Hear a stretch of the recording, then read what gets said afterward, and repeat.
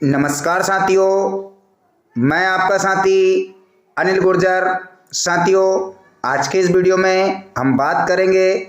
अर्धवार्षिक मूल्यांकन 2025-26 शैक्षिक क्षेत्रों का मूल्यांकन प्रपत्र 1। साथियों, ये जो प्रपत्र है वो विद्यार्थीवार जानकारी भरने के लिए है, जो कि शाला स्तर पर भरकर रखा जाना है। साथियों, ये प्रपत्र आपको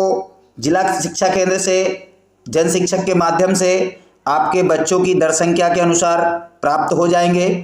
अब इसमें मुख्यतः हम बात करते हैं कि यहाँ पर जो अंक भरने की बात आ रही है, यहाँ पर इस प्रपत्र को कैसा भरा जाए। साथियों, हमने देखा है कुछ शिक्षक साथियों ने प्रपत्र भरा है, जिसमें कि जैसे यहाँ पर आप देख रहे हैं, पहले विषय में प्रथम भाषा विशिष्ट हिंदी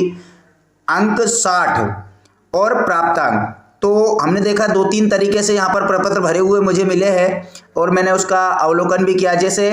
अंक 60 में बहुत सारे शिक्षक साथियों ने एक जगह 60 करके और नीचे एजल करके लिख दिए, और 60 में से जितने अंक बच्चों ने प्राप्त किए वो यहाँ पर प्राप्तांक में दर्ज किए।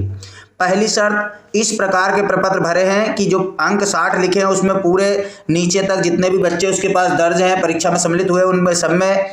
जो है 60 लिख दिया गया है और प्राप्तांक में प्राप्तांक लिखे। दूसरा, ऐसे प्रपत्र मिले हैं जिसने अंक 60 की जगह तो 60 में से जो बच्चों ने अंक प्राप्त किए हैं वो दर्ज किए हैं, और साथ में प्राप्तांक की जगह पर उन्होंने अधिभार लगा करके अंक उसमें भरे हैं। लेकिन वास्तव में ये दोनों ही प्रकार से इस प्रपत्र में अंक भरना सही नहीं है। साथियों, इस प्रपत्र में जो प्राप्तांक है उसकी जगह पर ग्रेड आएगी, क्योंकि जो नीचे आप देख रहे हैं गोशवारा, यहाँ पर ग्रेडवार बच्चों की संख्या, यहाँ पर जो ऊपर प्राप्तांक की जगह ग्रेड में जितने भी बच्चे ABC या A+B+ जितनी भी ग्रेड है उन ग्रेडों में ग्रेड लिखी जाएगी, और ग्रेडों के आधार पर उनकी संख्या इसमें A+B+ वाली ग्रेड में आएगी। जैसे कि हम एक प्रपत्र यहाँ पर भरा हुआ देखते हैं, उसके आधार पर आपको प्रपत्र भरना है। तो साथियों, ये जो आप स्क्रीन पर देख रहे हैं, ये एक संस्था का भरा हुआ प्रपत्र है, जिसमें सबसे पहले सरल क्रमांक, बच्चों के नाम, पिता का नाम, और यहाँ पर जो अंक 60 दिए हैं उसमें से बच्चों ने जो अंक प्राप्त किए वास्तविक रूप से 60 अंक में से वो है, और प्राप्तांक की जगह ग्रेड है। जब यहाँ पर हम ग्रेड भरेंगे तभी जाकर के जो हमारा नीचे का गोशवारा है वो यहाँ पर कंप्लीट होता है। तो साथियों, ये तो शाला स्तर पर इस प्रकार से सही तरीके से जो हमारा शैक्षिक मूल्यांकन प्रपत्र 1 है, चाहे वो फिर मिडिल का हो या प्राथमिक का हो, आपको इसी प्रकार से जो अंक 60 दिए हैं वहाँ पर वास्तविक रूप में जो बच्चे ने अंक प्राप्त किए वो लिखना है, और साथ में जो प्राप्तांक है उसमें आपको ग्रेड दर्ज करनी है, तभी जाके जो नीचे का गोशवारा है वो आप सही भर पाएंगे। तो साथियों, ये तो हो गई प्रपत्र 1 भरने की बात। अब प्रपत्र 1 भरने के बाद हमें जन शिक्षा केंद्र स्तर पर जानकारी किस प्रकार से ABCD ग्रेड में या A+B+ ग्रेड में जो भी ग्रेडिंग में मांगी जाती है वो कैसे देना है, तो उस प्रपत्र को हम देख लेते हैं।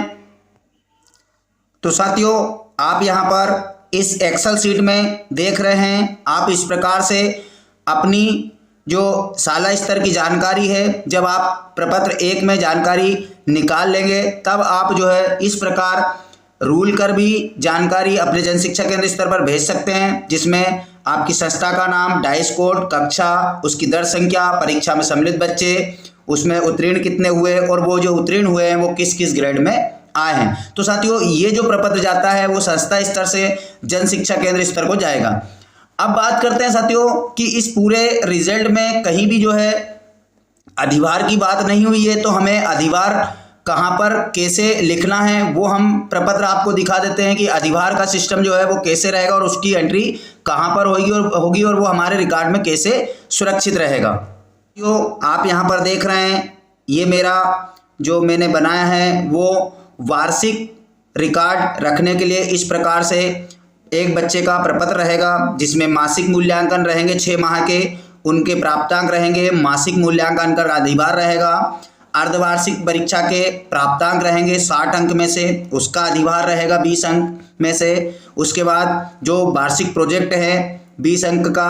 वह रहेगा, उसमें से प्राप्तांक रहेंगे, और 60 वार्षिक परीक्षा के अंक और उसका कोई अधिभार नहीं है उसके। तो ये जो पूरा गोशवारा है ये हमारा स्थायी रिकॉर्ड संस्था स्तर पर रखा जाता है, जिसमें जितनी भी प्रकार की बच्चे की एग्जाम होती है, चाहे वो मासिक मूल्यांकन हो, प्रोजेक्ट हो, अर्धवार्षिक हो, वार्षिक हो, जो भी मूल्यांकन है, शैक्षिक मूल्यांकन, उनका एग्जाई रिकॉर्ड एक जगह बनाकर उसका जो होता है, जैसे कि आप यहाँ पर देख रहे हैं, उसके आधार पर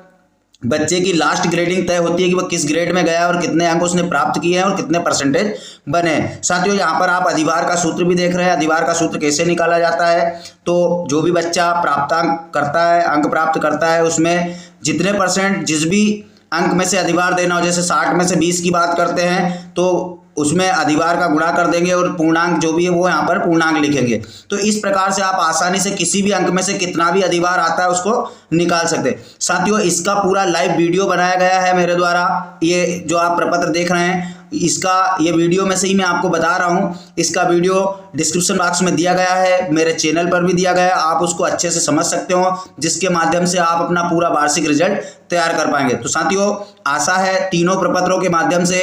आप शैक्षणिक सत्र 2025-26 के रिजल्ट बनाने में कुछ आपको हेल्प हुई होगी। साथियों अगर आपको लगता है कि मेरे द्वारा बताई गई जानकारी सही है तो साथियों प्लीज़ वीडियो को लाइक कीजिए, चैनल को सब्सक्राइब कीजिए और अपने साथी शिक्षकों के ग्रुप में शेयर जरूर कीजिए। धन्यवाद साथियों, मिलते हैं इसी प्रकार की नई जानकारी के साथ अगले वीडियो में। तब तक के लिए जय हिंद।